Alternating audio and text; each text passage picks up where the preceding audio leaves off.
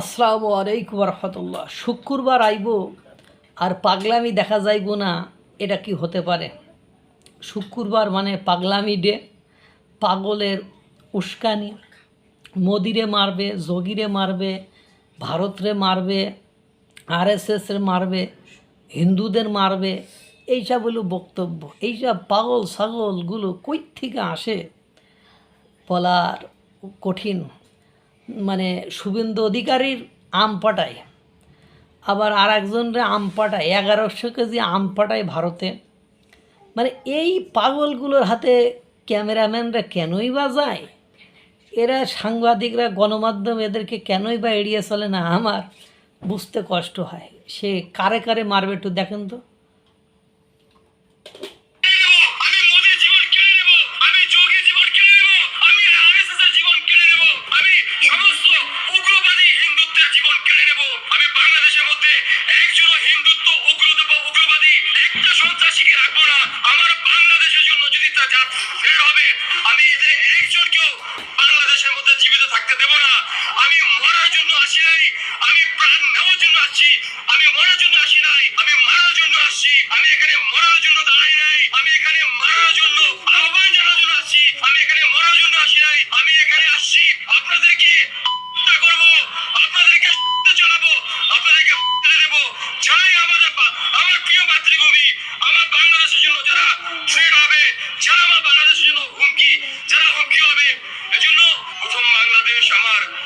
বাংলাদেশ, জীবন বাংলাদেশ, আমার মরণ বাংলাদেশ।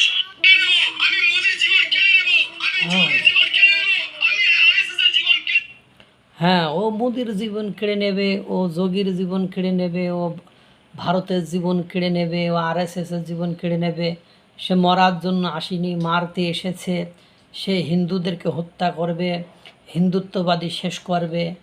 কত কি হাইরে কপাল এই পাগলের হাতে।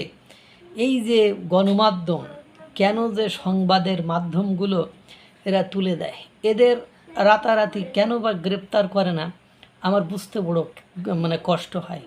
বাংলাদেশ আসলেই যে একটা জঙ্গি উগ্রবাদী মানে দেশের দিকে যাচ্ছে, এবং বাংলাদেশের ভবিষ্যৎ আর পাকিস্তানের মতো ওই যে গৃহযুদ্ধের লাহান, অর্থাৎ কথায় কথায় বিদ্রোহী গোষ্ঠী আছে সরকার, এবং বিদ্রোহী গোষ্ঠীর কারণে পাক সেনারা, সাধারণ জনগণ যেমন একের পর এক প্রতিনিয়ত মারা যাচ্ছে, হত্যা হচ্ছে, ঠিক ওই রকম হওয়া ছাড়া এখানে আর কিছু নেই। এখানে এইসব পাগল ছাগলের দেশ, এটা ভরে গিয়েছে।